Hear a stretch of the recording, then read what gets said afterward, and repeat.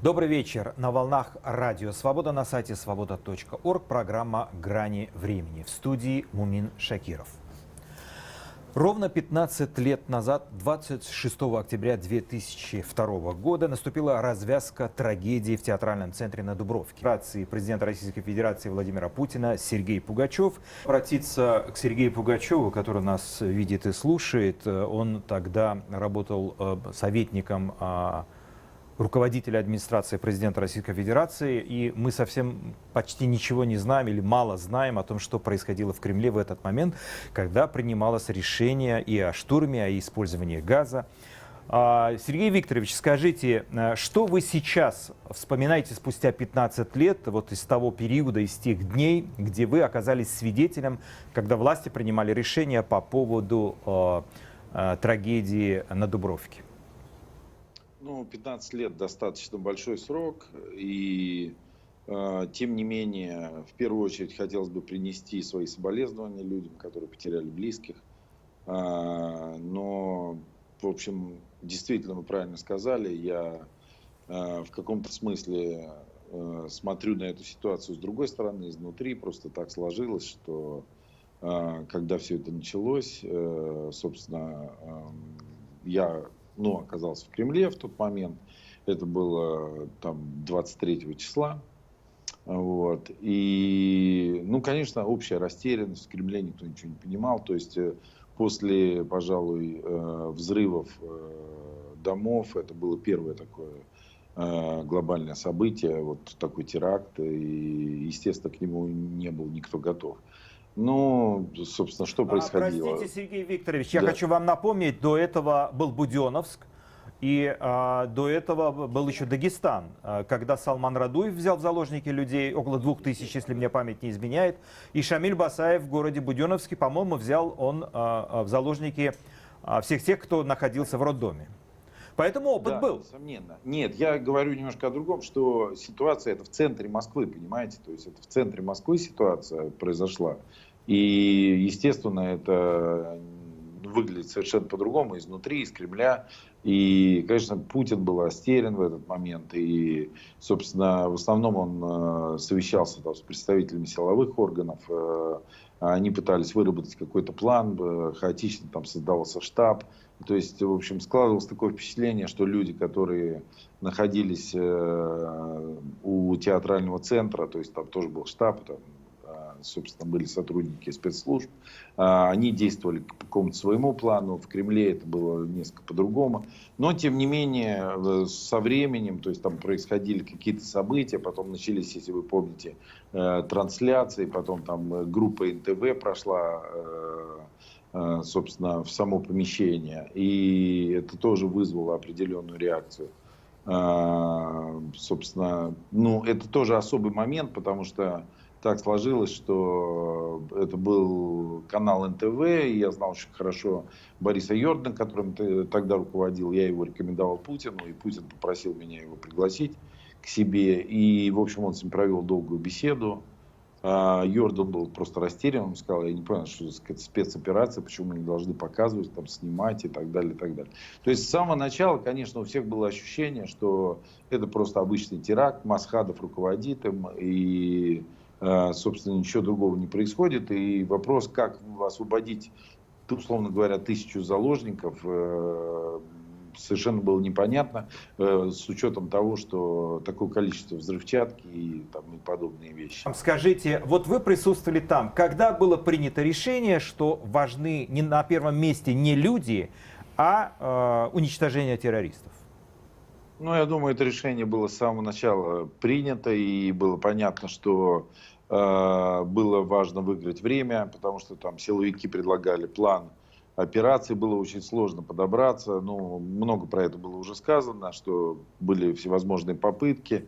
Собственно, так по большому счету руководил операцией директор ФСБ Патрушев в тот момент. Довольно профессиональный человек и, в общем, понимающий, именно в этой части. То есть я думаю, что в его обязанности, наверное, какая-то гуманитарная вот эта часть не входит. Поэтому он должен был выполнить. И я думаю, что там бойцы в дальнейшем, они блестяще выполнили приказ. Зависит, что приказывают.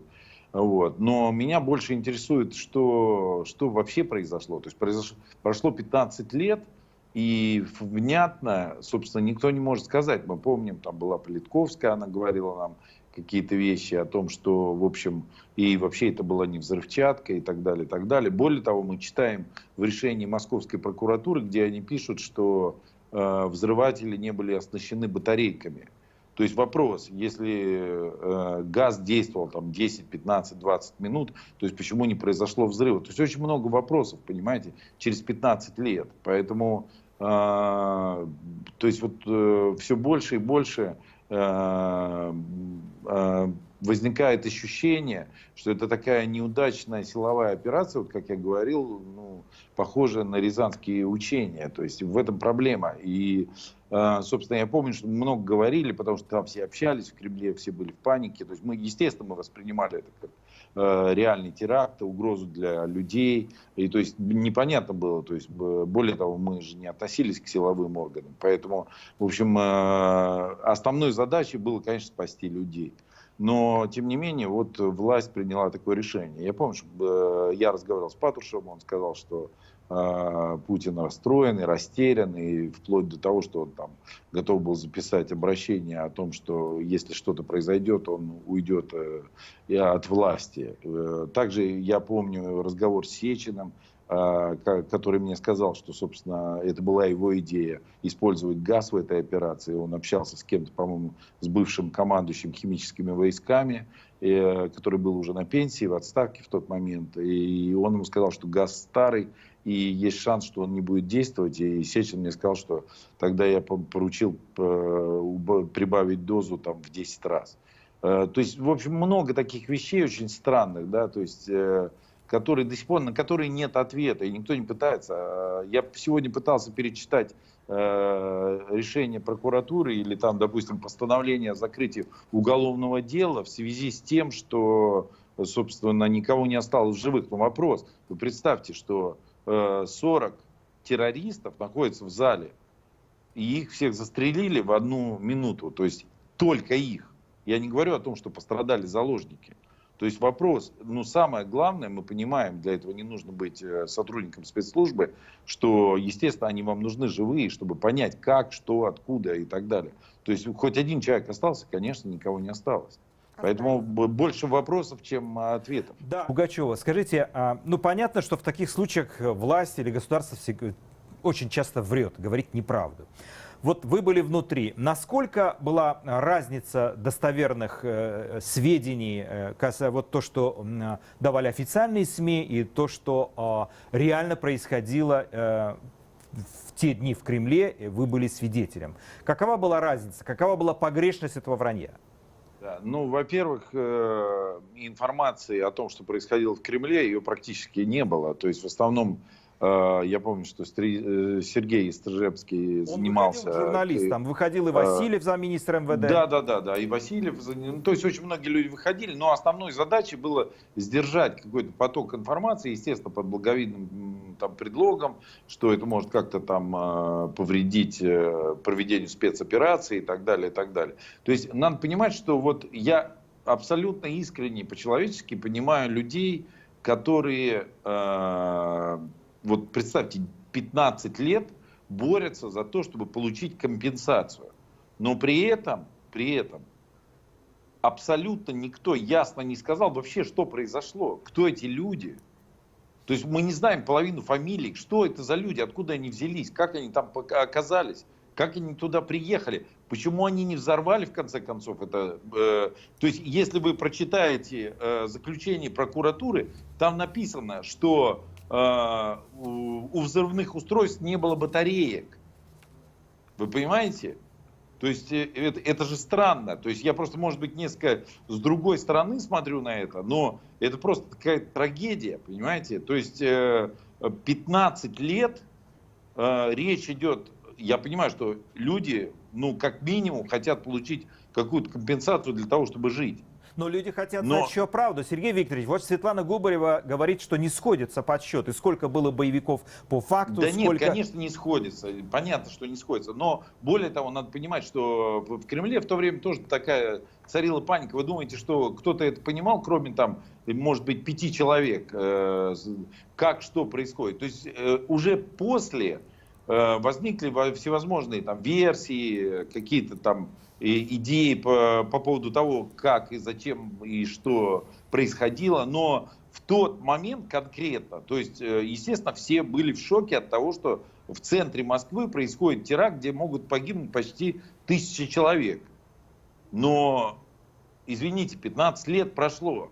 О чем мы говорим? О какой компенсации Европейского суда человека?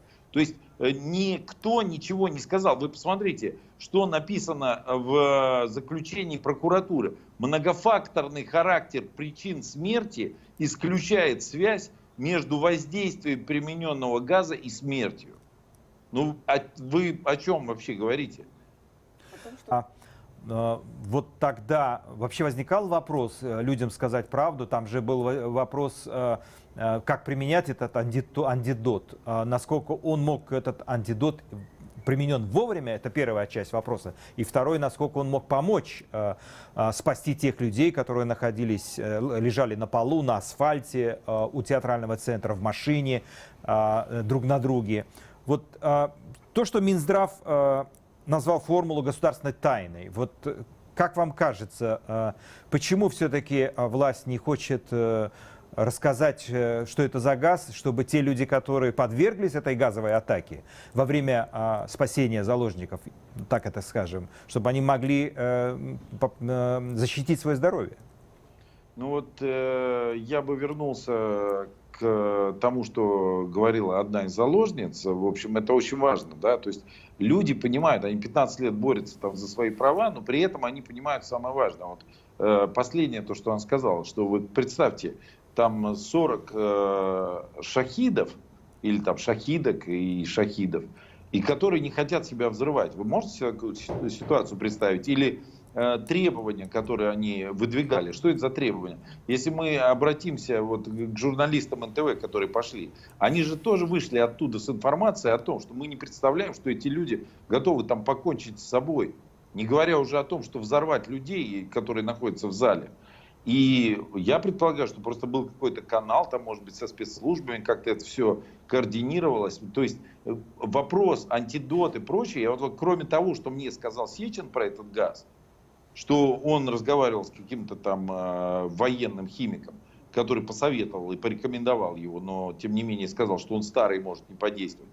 И про это просто больше никто ничего не говорил.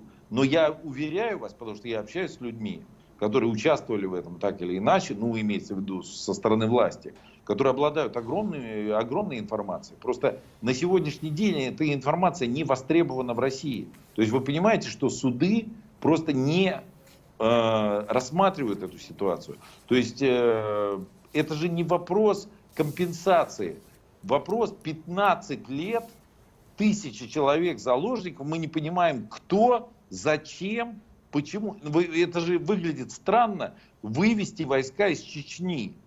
Вы понимаете, что невозможно за 3 дня вывести войска из Чечни. Сергей Викторович, а вообще рассматривался ли вопрос о переговорах с Асланом Асхатовым, или это было исключено с самого начала? Я думаю, что косвенно... Нет, с Масхадовым нет. То есть я думаю, что Масхадов это совершенно фигура, которая в тот момент, ну, надо вспомнить просто, что Масхадов был избранным президентом Чечни в то время. И, собственно, вся вот эта вот история, и в том числе даже интервью руководителя, скажем так, этой террористической группы, да, говорит о чем? Они сказали, мы подчиняемся только Масхадову. То есть речь шла о том, что он руководит этой операцией. Никогда речи о том, чтобы вести переговоры, не было. Если вы помните, Немцов и Лужков, будучи мэром Москвы, предложили свои услуги. Ну, Немцова, собственно, они сами пригласили для беседы, как, собственно, Политковскую и других. А Лужков, собственно, сам вызвался. Но при этом Путин запретил им ходить туда. То есть он просто запретил, он сказал, не надо вести с ними переговоры. Слово скажите, но каковы шансы, что все-таки будет какое-то расследование, или пока у власти нынешняя политическая элита ничего не произойдет?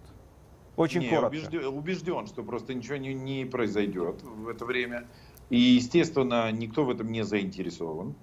И я не знаю, может быть, кстати, в настоящее время, сейчас во Франции издается книга моих воспоминаний, как раз и она захватывает в том числе и этот период времени. И вполне возможно, просто за короткую передачу очень трудно сказать об этом, но можно будет это все почитать. Спасибо. На волнах Радио Свобода на сайте свобода.орг завершается программа «Грани времени».